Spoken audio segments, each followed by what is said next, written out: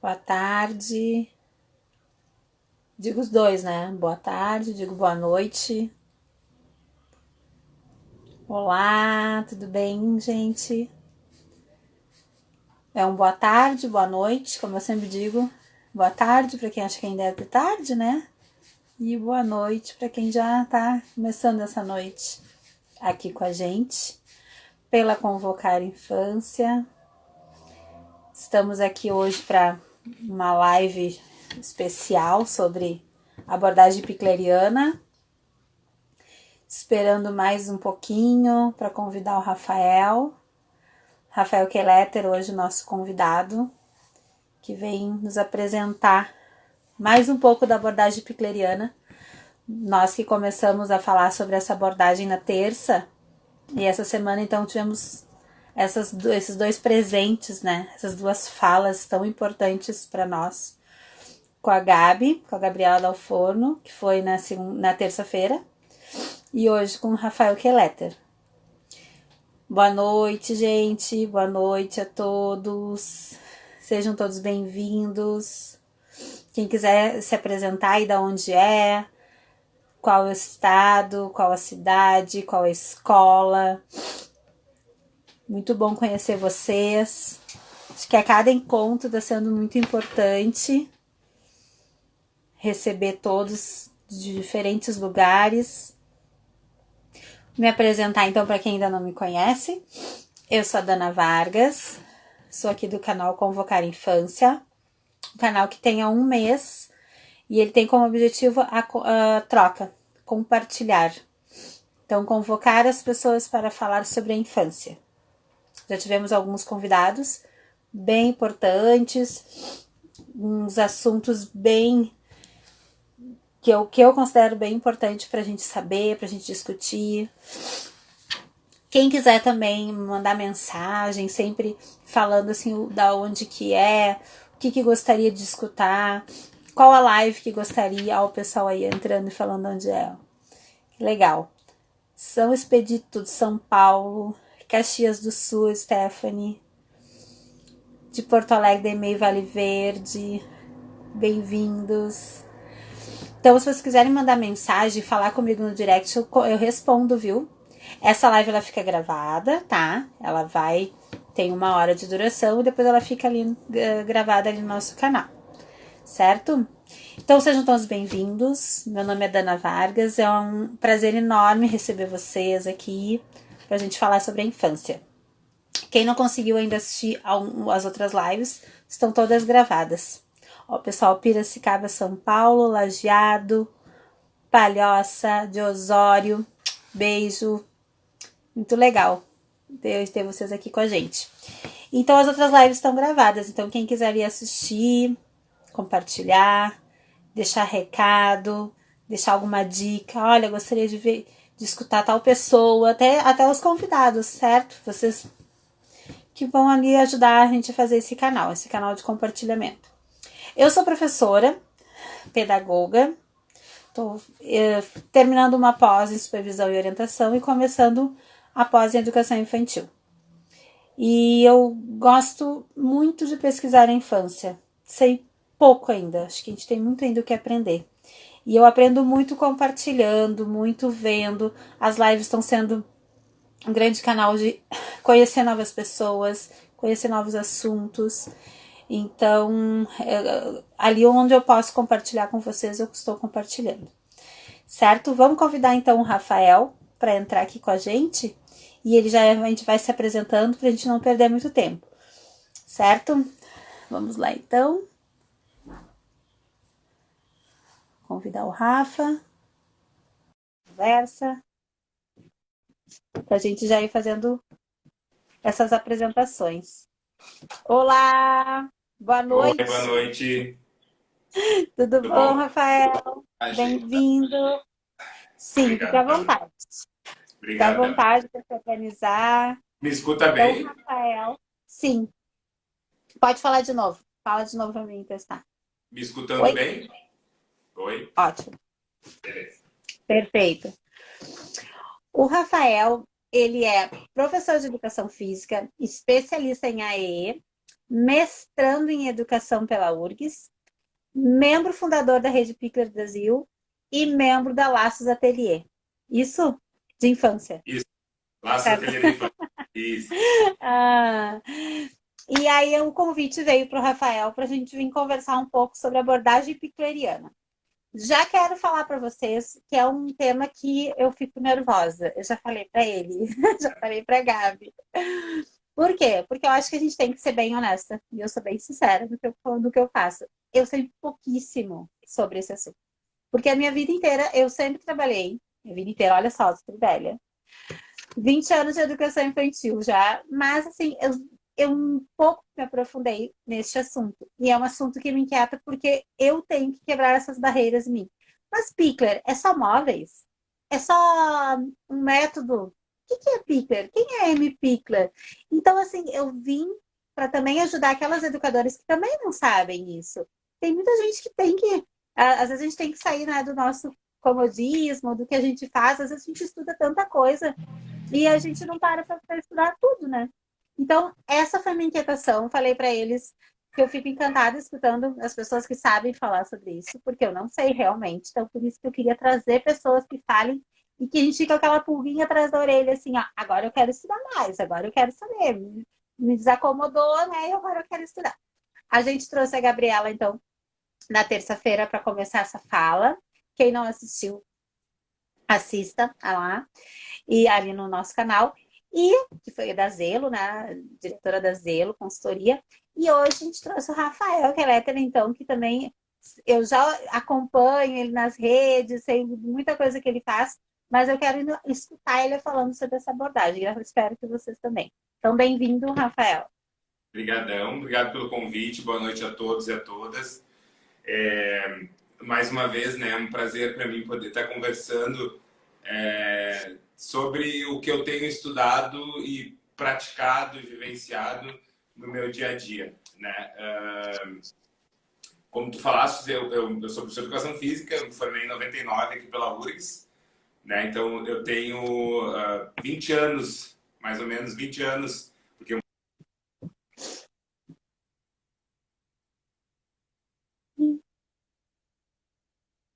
Travou. Oi, deu. Deu uma Estão me travada, mas escutando? foi. Sim, Tá. agora sim. Recebi uma ligação no meio da live, só isso, por isso que gravou.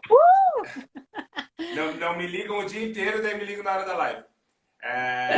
Então, aí eu tenho 20 anos que eu estou atuando na educação infantil, porque na verdade eu comecei um pouco antes de sair da faculdade, né? Como eu digo, o meu chão é a educação infantil, é o que eu gosto, é o que eu amo, o que eu gosto de fazer. Paralelo a isso, eu trabalho com a inclusão também, né? E hoje eu tento, inclusive, estabelecer esse diálogo da abordagem também com os processos inclusivos, né? E então, em 2012, eu me aproximei da abordagem através da professora Silvia Nabinger também, como disse a Gabi, né? A Silvia que nos colocou nesse universo picleriano. E a gente começou a estudar num grupo que foi montado que chamava Proto-Infância.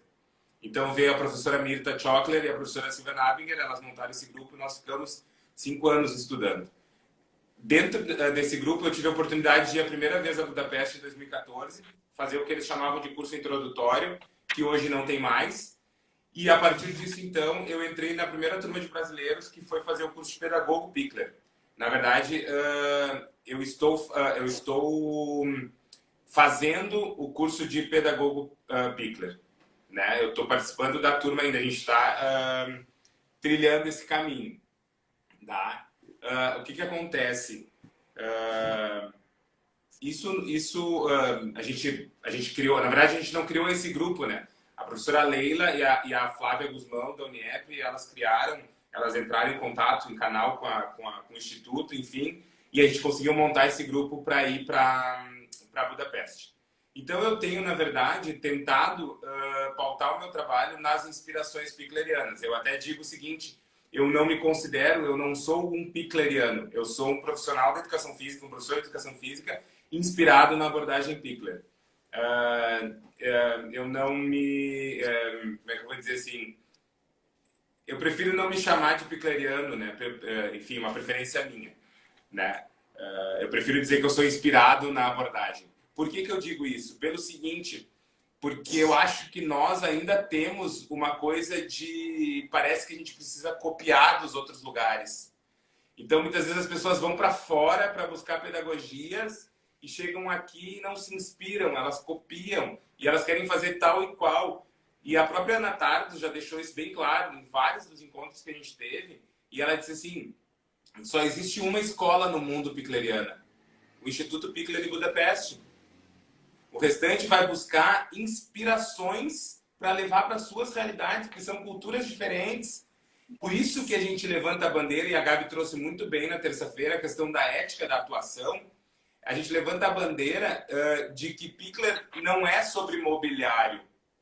É muito mais do que isso. Pikler é sobre os princípios, sobre a atitude do educador, a internalização desses princípios constituindo uma atitude do educador.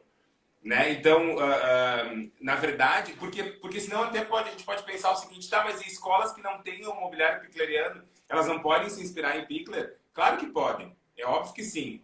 Até porque fala muito sobre relação, em como eu vou atuar com o outro. Né? Então, não é sobre mobiliário. A gente precisa pensar sobre isso, assim, porque senão isso às vezes pode afastar um pouco também as pessoas da abordagem, porque acham que, bom, eu preciso ter os móveis caros da abordagem pikleriana para poder me inspirar na abordagem, né? E também como se a criança só fosse se desenvolver se tivesse mobiliário pikleriano. Tá? Então a gente precisa ter um pouco de cautela nesse sentido, assim. Que mais? Aí, na verdade, o que acontece? Assim, o que eu tenho buscado muito na minha pesquisa também de mestrado? Eu faço mestrado na URGS, como tu falou, e pesquiso justamente o tema da autonomia, né, o desenvolvimento da autonomia através do movimento livre. É uma pesquisa inteiramente pikleriana. Né? Eu pesquiso a abordagem, eu mergulhei na abordagem, nos conceitos da abordagem. E um dos conceitos chaves, a autonomia, que é o que a gente vai conversar aqui. Então, eu desenvolvi essa pesquisa na Universidade Federal do Rio Grande do Sul, no meu mestrado, com a orientação do professor Dr. Rodrigo Sabala de Carvalho, né, na linha Estudos sobre Infância. E o que eu, na verdade, busquei assim, investigar? Através do movimento livre, esse desenvolvimento da autonomia e também a percepção do que a Pikler observou e nos coloca, que são as posições de transição, que são um ponto muito importante no desenvolvimento das crianças, dos bebês, e que as pessoas não se dão conta, na verdade, porque as pessoas colocam antecipadamente os bebês em posturas que eles não adquiriram por eles mesmos. Então, isso é um ponto-chave da abordagem, e tem uma fala, uma escrita da Pikler, na verdade, que ela coloca que ela não acreditava que o bebê precisasse da intervenção direta do adulto para atingir nenhuma postura das etapas do desenvolvimento infantil. Tá? Que ele vai por ele mesmo conseguir atingir isso se tiver um vínculo de apego seguro, previamente, na verdade, né? Um entorno ótimo, com condições adequadas e materiais adequados para cada faixa etária, para que ela possa se desenvolver bem, né? Então, que tenha condições para que esse desenvolvimento possa ocorrer. E através de uma autonomia, como trouxe a Gabi na terça-feira, que ela trouxe que autonomia para abordagem não é fazer sozinho, isso é independência. Autonomia para abordagem é fazer de acordo com o desejo, seu próprio desejo, por iniciativa própria. Então, por exemplo, um bebê ele vai rolar no tempo dele por iniciativa dele mesmo, própria. Eu estava vendo agora há pouco, eu estou em finalização da minha dissertação, e eu estava revisitando alguns artigos e visitando alguns artigos também, e eu vi uma foto que me chamou muita atenção, que era um professor, provavelmente um professor de educação física, que colocava uma criança, um bebê, num colchonete, e ele segurava o colchonete para fazer o bebê rolar. Ou seja, ele está ensinando o bebê a rolar. E aí, como educador físico, eu vou dizer para vocês, movimento não se ensina. Não se ensina movimento. Se possibilita. A gente não precisa ensinar as crianças a caminhar, os bebês a caminhar. Eles vão caminhar. Eu preciso é possibilitar e dar condições adequadas para que isso ocorra. Né? E uma das coisas que a gente precisa ter em mente, por exemplo, é o papel do adulto. Tá? Quando eu falo em autonomia, e quando a gente fala em movimento livre, e quando a gente fala em abordagem Pickler, parece que o adulto não tem função. E esse é um grande erro, uma grande interpretação errônea da abordagem. Porque parece que o adulto não tem papel, não tem função, o professor perde a sua identidade profissional. O pessoal fala muito isso e fica um pouco com esse medo e até um ranço com a abordagem por conta disso. Então, é bom assim, ó, a gente tem em mente duas coisas. Primeiro, uma das coisas tem duas autoras que levantam, que foi o livro que a Gabi trouxe, que é o da Genevieve Appel e Miriam de Davi, Locke uma atenção em comum. O que acontece? Elas dizem ali que esta relação do adulto com a criança, ela não pode ser, ela não deve ser uma relação maternal. Então a gente precisa ter cuidado. E o que não quer dizer que não é uma relação de afeto, uma relação construída com carinho, não. Mas ela não é uma relação maternal, ela é uma relação profissional. Quando a gente fala, e o tema de hoje é pensar os bebês no contexto de creche, quando a gente está falando em creche e escola de educação infantil, nós estamos falando em escola, nós estamos falando numa instituição, nós estamos falando em profissionais. Nós somos professores e precisamos assumir este lugar de professor. Quando eu falo assumir o lugar de professor, eu não estou falando necessariamente o lugar de que eu mando e o bebê obedece. Não é isso. Mas eu sim sou professor, eu não sou o pai dele quando eu estou lá. Eu não sou mãe dele quando eu estou lá. Porque senão a gente, inclusive, corre o risco de levantar uma certa hipótese de que é o quê? Parece, às vezes, que para tu ser uma boa educadora ou um bom educador, tu precisa ser pai e mãe. E não necessariamente. Quando tu estás na escola, tu estás lidando com os teus alunos, ou enfim, as tuas crianças, chamem como quiserem chamar. E não são os teus filhos, são filhos de outras pessoas, que quando acabar aquele período na creche, na instituição, eles vão sair e vão voltar para suas famílias. Quando acabar um ano letivo, eles vão trocar de professores. Então, por isso que a gente tem que ter esse cuidado, inclusive também para a gente não correr o risco da questão do vínculo demais, do apego demais, e a gente não conseguir nem fazer a troca para o ano seguinte. Tem professoras que não conseguem, se apegam tanto às crianças que no ano seguinte ficam na porta da sua sala vendo os seus ex-aluninhos passarem e falando e gritando: ai, a prof tá aqui, tá com saudade, né? Eles não conseguem entrar nem na nova professora, na sala da nova professora. Então, eu ia te atrapalha o trabalho isso. da outra e atrapalha o dela. Sim, você não consegue dar atenção. Então, Desde a atenção para os seus alunos acabam os do ano anterior. Sim, a gente não vai dizer que corte-se o laço e agora não fala mais, né? A gente não consegue. Mas claro é muito mais importante criar o vínculo agora com os seus alunos, né? Mas eu te entendo. Inclusive, no final do ano, as professoras às vezes entram em colapso, porque elas ficam numa tristeza, porque elas vão ter que passar a turma para outra pessoa. Então elas ficam tristes, já ficam assim, nossa, e eu sou defensor da psicologia escolar. Se tivesse uma psicóloga em cada escola, as psicólogas têm um trabalho fantástico, fundamental, e no final do ano, para dar conta disso, mais ainda. Porque as professoras entram em parafuso porque vão ter que passar os seus alunos para uma turma posterior, uma turma seguinte. Né? Elas ficam nervosas com isso. Assim. E por que eu estou falando isso? Porque isso interfere diretamente também na questão da autonomia. Quando eu penso que que as minhas crianças, meus bebês, enfim, eles são meus filhos, por exemplo, eu vou tratá-los, eu vou atuar com eles como se fossem meus filhos. E eu preciso saber que o ambiente educativo, a instituição, não é a casa das crianças. envolve outras questões, envolve outro tipo de questão, de regras, enfim, de funcionamento, né? E a abordagem Pickler, de maneira alguma, fala que a gente deve mudar o ambiente institucional. Muito pelo contrário, tem uma professora que eu sou admirador do trabalho dela, que é a professora Leila Oliveira, de São Paulo. A Leila, Sim. inclusive, ela apresentou um trabalho no congresso ano passado em Montevidéu, que a gente estava lá, e que ela fala o seguinte: ela entra para fazer, por exemplo, as supervisões, as observações e os trabalhos com as equipes pedagógicas numa escola, e ela não chega falando, e eu concordo, eu também faço o mesmo, ela não chega falando que está tudo errado, que precisa, que eles precisam ter abordagem Pickler, serem picklerianos, precisam modificar isso, aquilo, aquele outro. Não, ela chega observando, que é exatamente o que Pickler fez. Ela chega observando o local e as pessoas, conversando com eles sobre as suas dúvidas, as suas inquietações. Porque, gente, beira a irresponsabilidade eu chegar num local e dizer assim, ó, tá tudo errado, troquem tudo, a partir de amanhã vocês vão ser picklerianos.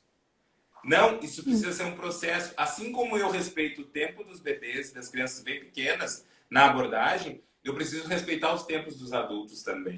Por isso que eu digo, Pickler, ela é uma abordagem pensada na primeiríssima infância, de 0 a 3, por questões de desenvolvimento motor, enfim, que a Pickler observou nas suas pesquisas com os bebês, mas ela sim pode ser bem aproveitada do 0 aos...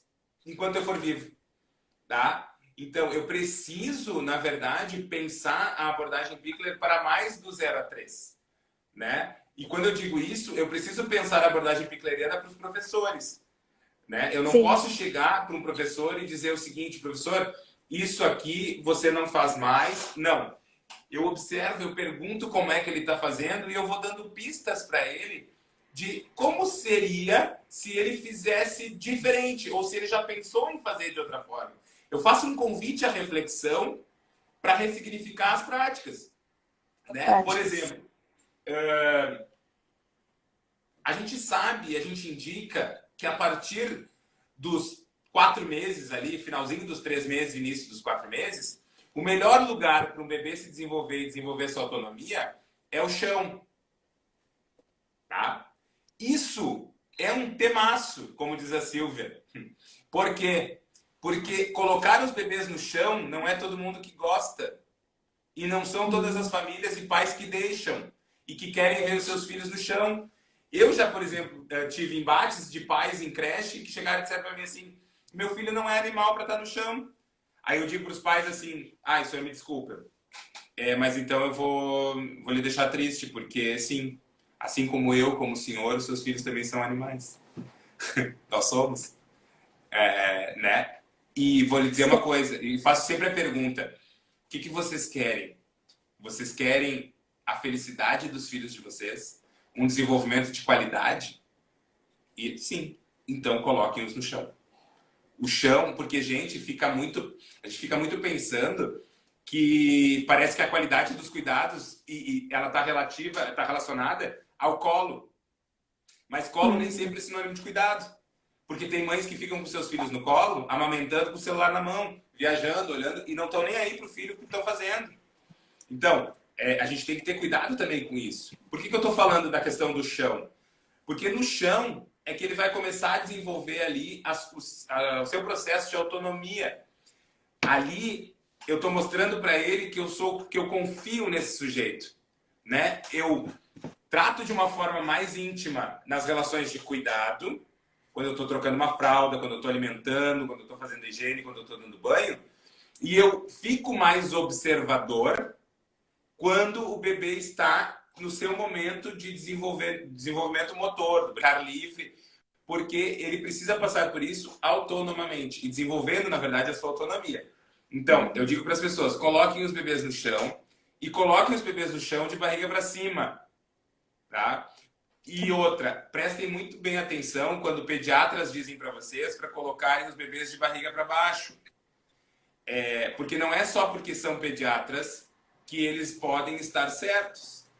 Eu indico, assim como abordagem, a Inês Santos Feder tem um artigo em que ela fala do porquê não colocar o bebê de barriga para baixo, né? E eu sou defensor também da posição de barriga para cima pelo seguinte: um bebê, quando ele começa a caminhar, quando ele vai começar a caminhar, não é quando ele fica em pé e sai dando os primeiros passos. Ele começa a caminhar quando ele é colocado no chão de barriga para cima. Por quê? Porque ele vai exercitar a sua musculatura até atingir a postura vertical e ele vai transitar de uma postura para outra conforme as suas possibilidades e conforme o seu ritmo. E ele vai adquirindo isso através da sua motricidade, na verdade, da vivência da sua motricidade, da vivência do seu corpo. E os bebês precisam passar por isso para se constituir como sujeitos autônomos.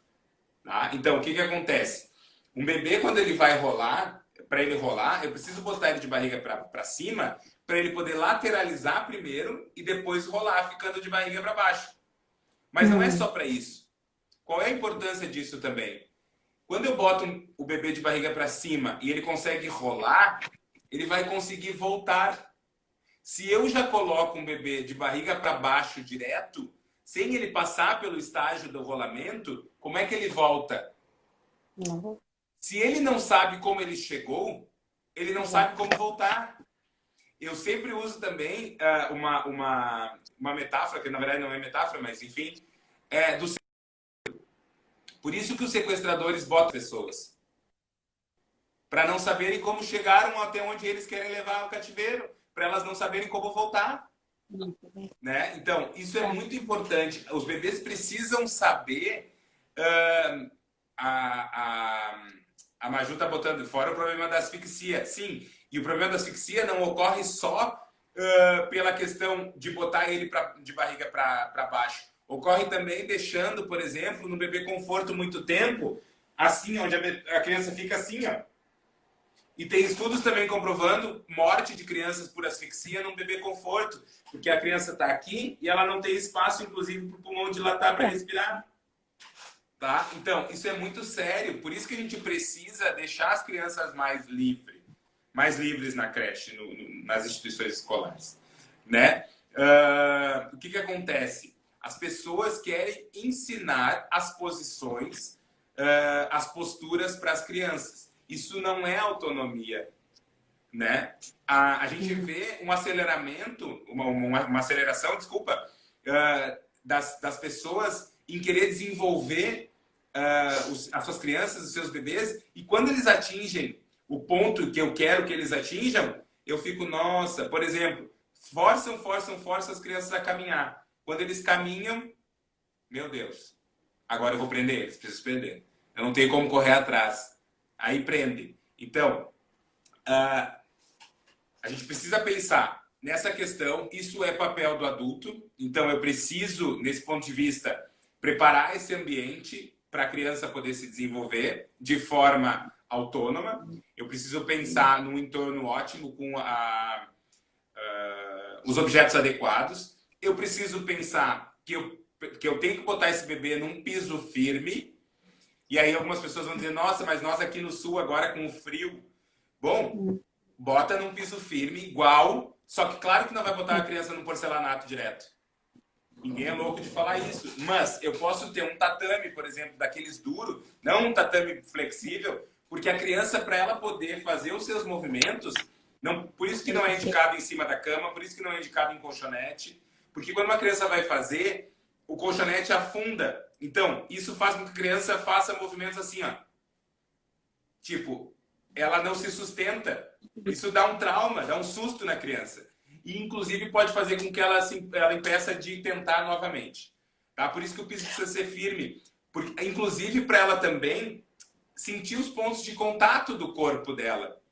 Ela precisa saber o que ela precisa usar para poder fazer tal movimento. Né? Isso também é muito importante. Ô, Rafa. Fala. Ô, Rafa, e tu acha, olha só eu perguntando, né? Já tô incomodada. Mas tu acha que isso tem que partir essa consciência das escolas, das donas, coordenadoras, gestores e dos professores? Porque não adianta a gente, de repente, falando com o prof, chegar lá, é assim, e aí eu não tenho essa estrutura que tu tá falando, sabe? Da escola, de ter chão, de ir para os pais e falar para os pais que, ó, eles vão ficar no chão por isso, apresentar numa reunião, sabe? O Assim, que que tu tem pra... sou defensor da família na escola. A gente precisa Uhum, trazer a família para dentro da escola, não só em momentos de festa junina, Dia das Mães, Dia dos Pais. Porque isso é festa uhum, e não tem que falar. Tá? A gente precisa trazer as famílias para as escolas para conhecer o mesmo que os professores conhecem.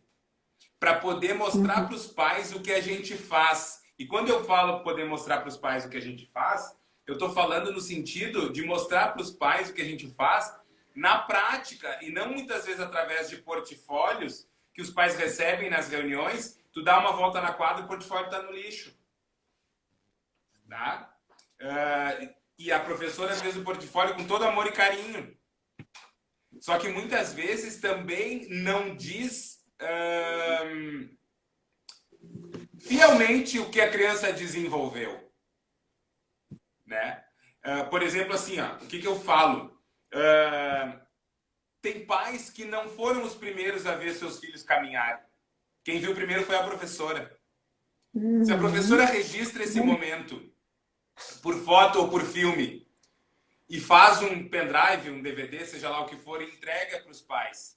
Eu acho muito mais bonito, por exemplo, muito mais honesto com a família do que se entregar um monte de folhinha pintada obrigatório pela professora. Carimbinho de mão, que mão que se transforma em borboleta, porque eu não sei em que país que borboleta tem formato de mão.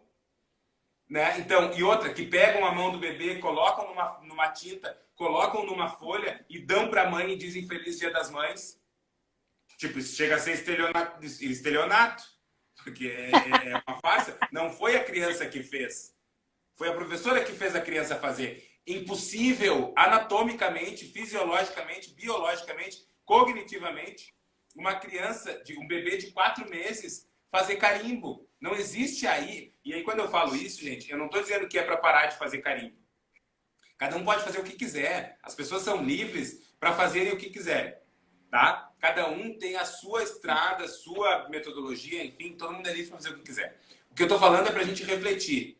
Se eu estou falando em autonomia, ou se eu me considero um profissional da educação que trabalha à luz da autonomia, o carimbo já depõe contra mim, porque não é uma atividade autônoma. É uma atividade que eu obrigo a criança a fazer algo que eu quero, porque eu estou querendo um resultado desta criança. Eu não penso no Verdade. processo. A autonomia é pensar no processo e não no resultado. As professoras terminam os portfólios das crianças para ficarem bonitos, para os pais verem. E aí, se a gente pegar muitos dos portfólios, a gente vê que não foi a atividade que as crianças fizeram. As professoras fizeram para ficar bonito, para dizer que o seu trabalho é bom. Tipo, Verdade. entendeu? Então, olha que espetáculo se eu puder mostrar para um pai o momento em que o filho ficou em pé e deu os primeiros passos. Porque o pai é médico, metalúrgico, seja lá o que for, e não viu o seu filho andando. Eu estou A sendo Luciana verdadeiro com essa família. Eu colocou, estou mostrando uma coisa que é importante para essa família, tá? que é ver A os passo, Luciana passo a colocou passo de aqui, ó. desenvolvimento. Fala. A Lu colocou aqui, ó. Então vamos ter que rever muitas coisas nas escolas em geral. Sim, Lu, realmente. Mas isso é o start, sabe? As pessoas têm que dar esse start. Eu vou dizer, A gente precisa repensar, na verdade, a educação à luz do desenvolvimento infantil. Eu preciso, para trabalhar com crianças, entender de desenvolvimento infantil. E a grande exatamente. maioria das pessoas que estão trabalhando com crianças, infelizmente, não entende. Não sabem as etapas do desenvolvimento, pelo que as crianças passam em determinada idade, e muitas vezes fazem interpretações erradas das ações das crianças, como, por exemplo, quando uma criança está correndo e bate na outra, a questão de freio inibitório. Quando a criança atinge o freio inibitório, quando ela ainda não tem o freio inibitório, muitas pessoas acham que as crianças são malvadas, que as crianças são sequeladas, que elas não... Não. A gente precisa entender sobre desenvolvimento para trabalhar com crianças, porque esse é o nosso público. E a gente precisa entender também que não existe protagonismo infantil sem a presença de um adulto. Existe um protagonismo da educação que é feita com o professor e com uma criança. tá? Uhum. A criança não vai estar sozinha na escola e ela não vai se desenvolver sozinha. Porque sim, nós somos, enquanto bebês, dependentes dos adultos. Mas somos dependentes para os cuidados. Para a questão de desenvolvimento motor, a gente não é dependente. Isso que as pessoas precisam entender. Então, eu me dou, me entrego e eu penso pedagogicamente no cotidiano de uma escola em relação aos cuidados básicos para esses bebês de 0 a 3 e proporciono para eles momento de atividade livre onde eu sou observador, inclusive para pensar em estratégias de atuação com eles. Porque se eu estou fazendo intervenções diretas, eu não consigo observar. E eu preciso observar para poder propor. Né? Essa é a lógica. Alguém fez uma pergunta, mas eu não consegui ver. Vamos ver aqui, ó. Tem vários comentários, pessoal concordando. Precisamos das atividades aqui, ó, para expor aos pais totalmente desnecessário. Sim, porque tu vai substituir, né, Rafael? Além daquele monte de atividade com que a gente sabe que às vezes a criança não faz, não termina, às vezes a criança começou a fazer, não ficou legal, a professora vai lá e termina. Tu vai apresentar outro material, tu vai apresentar sobre desenvolvimento. Tu quer ver, por exemplo, assim, o que acontece em muitas escolas? Na verdade, muitas escolas e muitas famílias. Nós, adultos, a gente tem na gente uma questão de ensinar. E nós, professores, mais ainda, porque a gente aprende na faculdade que o professor tem que ensinar, ponto. É isso. Eu ensino e alguém precisa aprender. É isso. E o ensinar parece que é eu obrigar alguém a fazer algo que ele ainda não sabe. Isso também é cruel.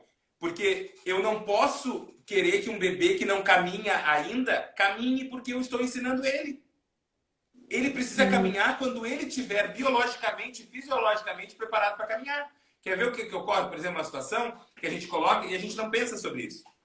E nas escolas também acontece. Que a gente faz atividade para as crianças caminharem. Eu boto uma criança na minha frente, um bebezinho, boto ele parado na minha frente, porque ele já fica em pé. Ele fica em pé sozinho, só que ele não está caminhando. Aí eu boto ele ali na minha frente, dou 3 passos para trás e faço assim, vem! E aí a criança, tipo, parece um zumbizinho, dá os 3 passinhos. Quando essa criança chega na frente do adulto, o que o adulto faz? Vai para trás. Ele não acolhe esta criança que deu esses 3 passos. Ele vai para trás, querendo que a criança dê mais 3. A criança se reorganiza e ela dá mais 3. Quando ela dá mais 3, ela já deu 6 passos no caso, o que acontece? O adulto não satisfeito, ele vai para trás de novo, querendo que ela dê 9 passos. Por quê? Porque ele está ensinando esse bebê a caminhar. Só que ele não está pensando no bebê, ele está pensando no resultado do processo, que é o quê? O caminhar. Só que aí eu levanto uma questão. O que acontece aqui, gente? O físico, ele não está separado do cognitivo e do afetivo, do emocional. Quando eu estou ensinando uma criança a caminhar e eu faço isso com ele, nos 3 primeiros passos que ele deu, quando eu não acolhi e fui para trás, o que na verdade eu estou ensinando para ele é que nada do que ele faz está bom para mim. Ele precisa se superar para atingir o que eu quero que ele faça. Então, o que eu estou colocando na dessa criança aqui, ó? Que ele é incapaz de me satisfazer. E aí ele já começa a se encolher. Tá? Não é por acaso que a gente vê nas instituições, nas escolas, crianças que não querem fazer as coisas. Por quê? Porque eles têm medo de fazer, porque eles olham os outros e eles sabem que não vão conseguir fazer. Né? Uma criança que é sentada antes do tempo e não foi de forma autônoma, não foi de forma espontânea, bebês de 2 meses estão sendo sentados com almofadões. Gente, nós precisamos pensar. Se eu preciso colocar um almofadão para uma criança ficar sentada, se eu tirar esse almofadão, o bebê vai cair. Então, não é para o bebê estar sentado. Se o bebê vai cair, é porque não é para ele estar sentado. Ele vai sentar no tempo dele. E aí, o que acontece muitas vezes? A gente vê... Gente, eu percorri muitos lugares e... Por que eu estou falando isso? Porque a gente precisa parar de achar que o corpo e que o movimento não são importantes na construção do sujeito. A criança não nasce falando, gente. A criança não nasce escrevendo. A criança não se alfabetiza na educação infantil. A criança precisa vivenciar o seu corpo, primeiramente, inclusive para poder se alfabetizar depois de uma forma adequada. Porque ela precisa do corpo para se alfabetizar. Ela não precisa só de motricidade fina e movimento de pinça para escrever. Escrever não é só segurar o lápis com a mãozinha aqui em forma de pinça e fazer esse ato aqui. Escrever precisa do corpo inteiro. E a criança precisa passar por isso desde bebê. Então, eu colocar uma criança sentada antes do tempo, e vocês podem observar crianças assim. Uma criança está sentadinha e as crianças ficam paradas e elas não brincam e elas não fazem absolutamente nada. Por que elas não fazem nada? Porque elas não têm equilíbrio para segurar sua postura. Elas não têm equilíbrio para poder ir partir dessa postura aqui e pegar um brinquedo que elas querem. Porque se elas fizerem isso, elas vão cair. Porque elas não têm força suficiente para se sustentar. Porque elas não chegaram à postura sentada sozinhas. Então, algumas pessoas dizem assim: ah, mas daí, se tu for atrás dessa tal abordagem Pickler, demora muito. Porque, sim, se tu pegar o livro da Pickler, esse aqui, ó, O Mover-se em Liberdade, tá? O que acontece? Ela nos diz, através das suas pesquisas, que ela pegou a média e ela alargou a média para mais e para menos. Diferente dos manuais de pediatria que vão na média. Por exemplo, se eu chegar e disser para uma mãe, o seu filho com 12 meses vai andar, o que ela vai esperar? Que com 12 meses o filho ande. E se o filho não andar com 12 meses, o que acontece? Essa mãe vai se desesperar.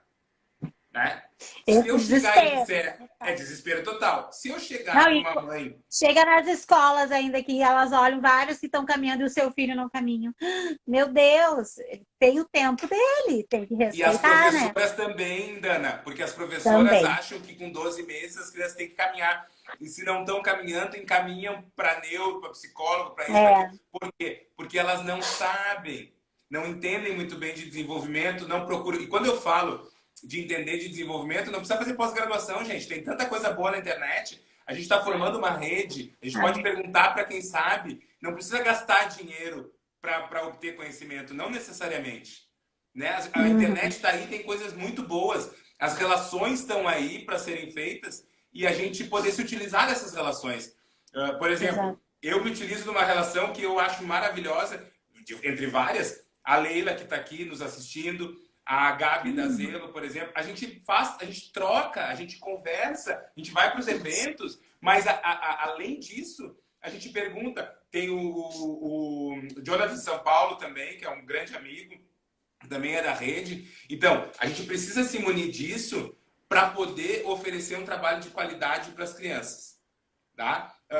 Aí, quando a gente não sabe disso, ou quando as professoras, por exemplo, não sabem disso, não entendem de desenvolvimento, acontece essa questão da qualidade. E aí a Pickler fala isso de alargar. Imagina se eu chego para uma família, daí ao contrário, e digo assim: não, o seu filho pode andar, pode ficar em pé e começar a andar ali a partir dos 11 meses, mas ele pode também, lá pelos 21 meses, começar a andar.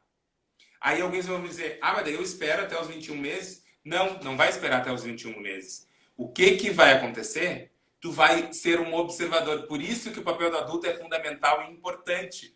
E por isso que a Pickler defende a não intervenção direta do adulto no fazer da criança. Porque quando eu estou de fora, eu consigo observar, inclusive, se está aparecendo alguma questão importante que não está deixando, por exemplo, essa criança andar. Eu não vou esperar os 21 meses e ver, ah, ela não está andando, vou encaminhar para um neuro. Não. Até porque junto com o não andar, virão outras coisas. Vão aparecer outras coisas. E nesse percurso eu já estou observando, e já estou me ligando, e já estou, vou levantar minhas anteninhas aqui e vou conversar com quem de direito. Porque eu não sou médico, eu não sou neuro. Mas eu tenho rede e eu posso conversar com um neuro que é meu amigo e apresentar para ele um caso, apresentar para ele uma opinião. Sim. Pedir uma opinião para ele. Então, por isso que a rede se faz necessária também nesse sentido. Para a gente ver que, na verdade, assim, um dos pontos fortes também da abordagem, um dos pontos fortes, na verdade, do desenvolvimento, são as relações. As relações que os bebês estabelecem com os seus pares, as relações que os bebês estabelecem com o mundo externo e com os objetos, e as relações que os bebês estabelecem com o adulto, seu adulto de referência. E ter um adulto de referência também influencia no desenvolvimento dessa autonomia. Então, tudo vai se encadeando para esse desenvolvimento. É muita coisa? É muita coisa. Mas sim, a gente precisa saber dessa muita coisa para poder trabalhar com os pequenos. Porque nós estamos trabalhando com... O pessoal estava falando muito ali, até eu quero trazer de volta, foi um pouquinho lá para trás, mas tem tudo a ver ainda. É a questão que quando as professoras não aceitam, no caso, acho que é pessoas que já trabalham já com a coordenação, que quando as professoras não aceitam toda essa mudança. Mas é que faz parte daí também a coordenação trazer esse start para essas. Por Eu, isso... assim, eu vejo para assim, tem que nem a gente, a que nem falou, assim, tem gente que faz a faculdade, que pesquisa, tem aquelas que se fazem só o curso de educador, estão lá, precisam trabalhar e querem trabalhar com criança, gostam de criança. Eu sempre gostei de trabalhar com criança. Vou lá, faço o meu curso de profissional de apoio, de educador, e estou lá trabalhando. Normalmente essas pessoas pegam para trabalhar em berçário. Estou falando mentira? Não, né? Trabalho com os bebês, aquelas que estão começando também. Em todas as idades, tem tudo. Aí elas não sabem o que fazer. E aí elas têm que aprender na prática, às vezes. Então, Claro. acho que sim.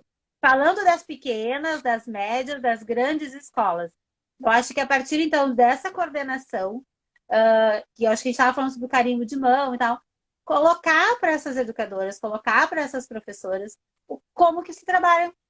Né? Mostrar, Dana, então, tu sabe vamos o que para o acontece? desenvolvimento. Eu acho que assim, ó, a gente precisa também fazer com que essas pessoas primeiro se encantem pelas crianças e transformem ou ressignifiquem a sua concepção de infância primeiro.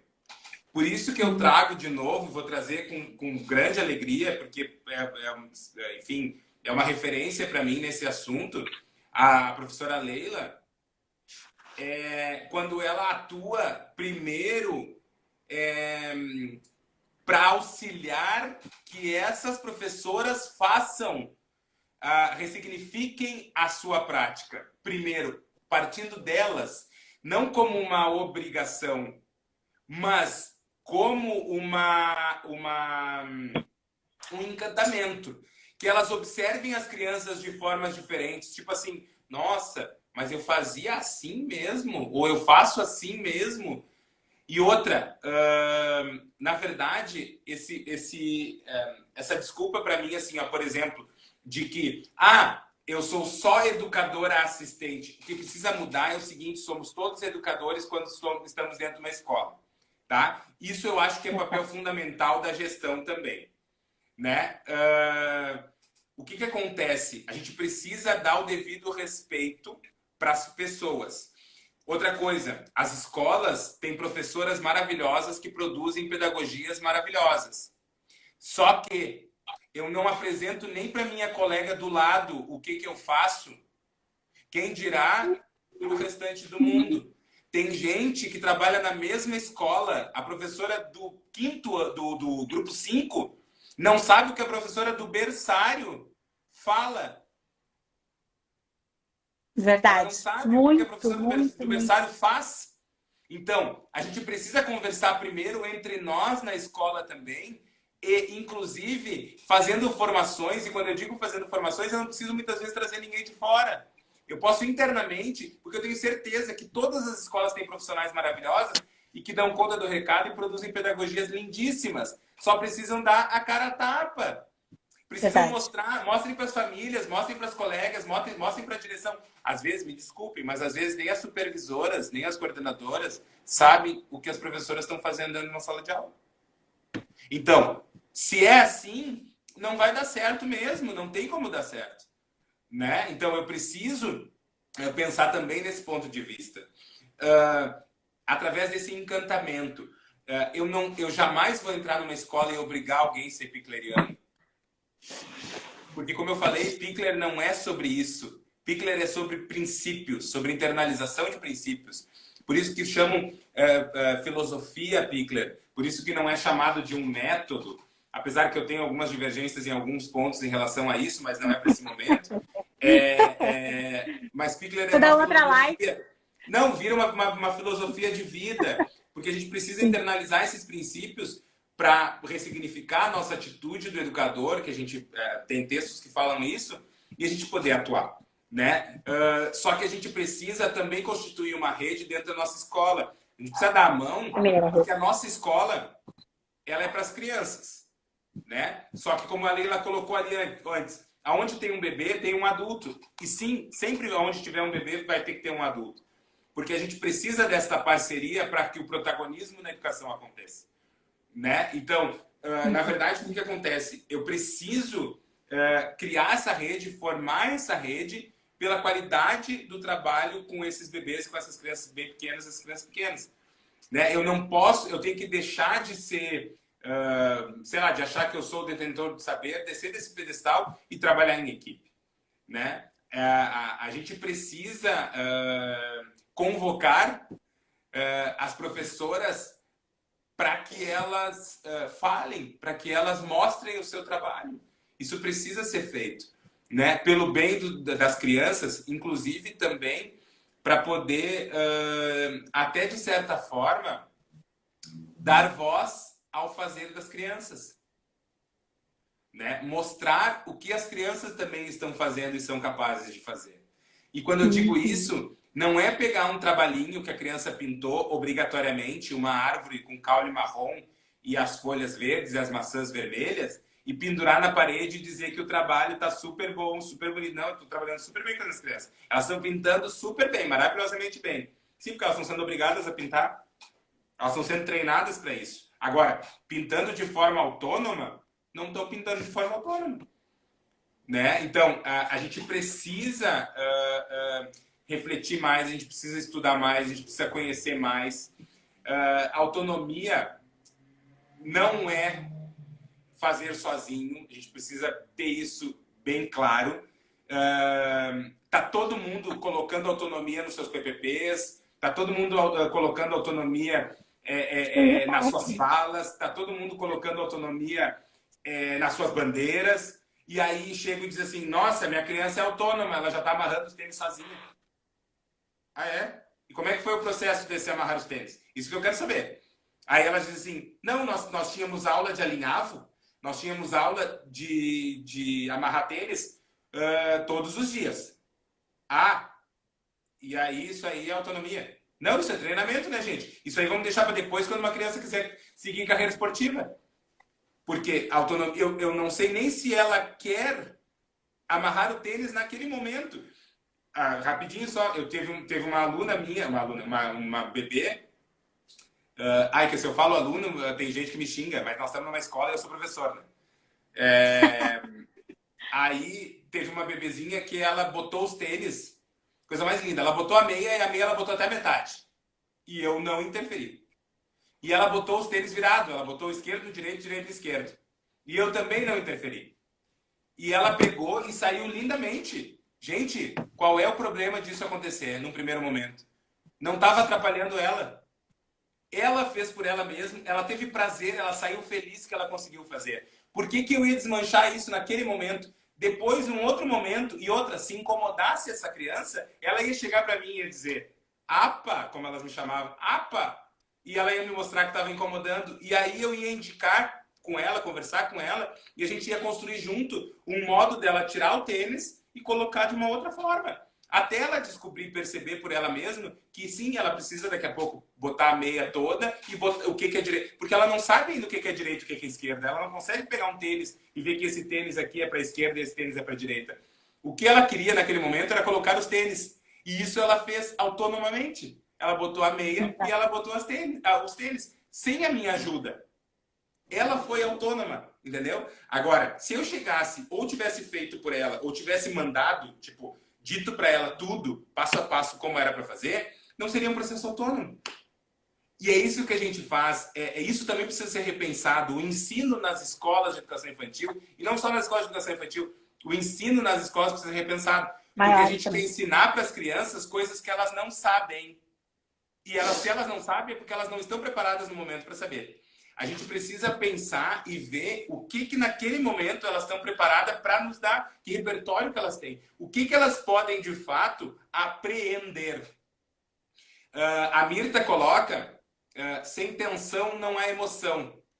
E sem emoção não há aprendizagem. Se não arrepia, a gente não aprende. Então, por isso que a gente fala muito da questão emocional, de que eu preciso... quando eu gosto de um professor e um professor gosta de mim, eu aprendo melhor.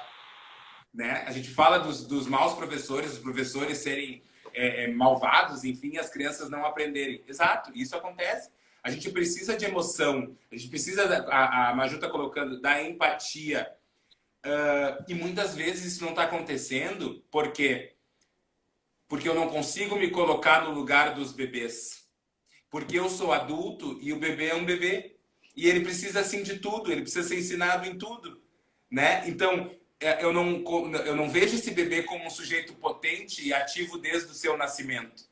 E capaz desde o seu nascimento. Se eu conseguir enxergar um bebê potente, capaz e ativo desde o seu nascimento, eu consigo trabalhar de fato as questões de autonomia.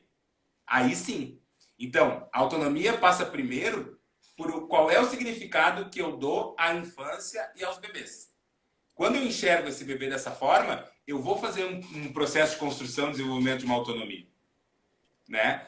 E a gente precisa trabalhar nesse caminho, porque a gente está chegando com pessoas no ensino médio que não conseguem falar em público, a gente está chegando com crianças no 5º ano, porque eu não vou nem pegar, não vou pegar as do primeiro, eu vou pegar as do 5º ano do ensino fundamental, que elas não conseguem, numa aula de educação física, tirar o seu casaco, porque as mães não deixam.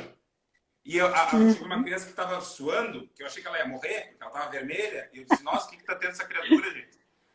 Deve estar com encosto, alguma coisa. E aí eu cheguei perto, o que houve, meu amor? E aí ela disse assim, eu tô com calor. Daí eu disse pra ela, tira o casaco. Daí ela assim, eu não posso, porque minha mãe não deixa. Eu disse, nossa, tua mãe não tá aqui, pode tirar. Eu falei, tua mãe não tá aqui, pode tirar. Depois eu me acerto com a tua mãe. Ou antes da tua mãe chegar, nós botamos o casaco de novo. Mas para vocês verem o absurdo que chega, uma criança ela não é autônoma no seu desejo. Ela tem que passar calor porque a mãe não quer que ela tire o casaco. Tipo, então, eu não sou dono nem dos meus sentimentos, nem dos meus sentidos. Entendeu? E a gente faz isso. A gente precisa pensar também, assim, ó, o que a gente está fazendo na escola de educação infantil? Será que a gente está pensando sobre as crianças ou a gente está gerenciando a vida das crianças dentro de uma escola de educação infantil? Porque parece um presídio, né, gente? As crianças chegam, só que é semi-aberto, que às 6 da tarde elas vão embora. Eu entrego ela para um carcereiro, ela leva para uma cela, tem 20 minutinhos de banho de sol de manhã, 20 minutinhos de banho de sol de tarde, quando tem, porque se o dia está mais ou menos, não pode tirar as crianças para a rua, né? E elas têm que fazer o que eu, adulto, quero que elas façam. Inclusive, ir no banheiro a hora que eu quero que elas vão no banheiro. Porque a criança não pode, inclusive, ter suas necessidades básicas respeitadas. Uma criança chega para mim e diz assim, prof, quero ir no banheiro. Agora não é hora. Quando é que é hora? Quando eu me mijar e me cagar? É não bem por aí. Entendeu? Rafa, tu acredita eu sei que tem muita coisa e o tempo está curto. Nós temos 3 minutos para encerrar a live e conseguir salvar. Assim, ó, eu quero te agradecer antes de dar tuas considerações finais. Quero te agradecer muito. Passo rápido, voando. Me senti muito bem conversando contigo, mostrando assim, que realmente a gente tem muito para aprender. A gente tem que. E começar, que nem tu falou, acho que é compartilhamentos, conversar com a sua equipe, confiar na sua equipe também. Acreditar nessa criança, eu acho que conhecer essa criança, conhecer os bebês, conhecer a turma que vocês têm, eu acho que isso é maravilhoso. Eu acho que a gente poderia ter mais uma live, mais lives falando sobre isso, que é tão importante. Como tu mesmo disse, a gente precisa se convocar e falar de infância. Precisa estar presente. Super te agradeço o convite, imagina. E eu quero deixar aqui o convite também, pessoal, que quiser seguir a Laços, enfim, a gente tem cursos lá, grupos de estudos. Vocês podem entrar em contato comigo pelas minhas redes sociais ou entrar em contato pela Laços também.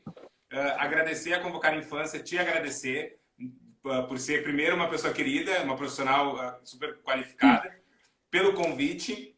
Dizer que foi, para mim, uma honra também dividir essa semana com a Gabi, que é uma colega espetacular.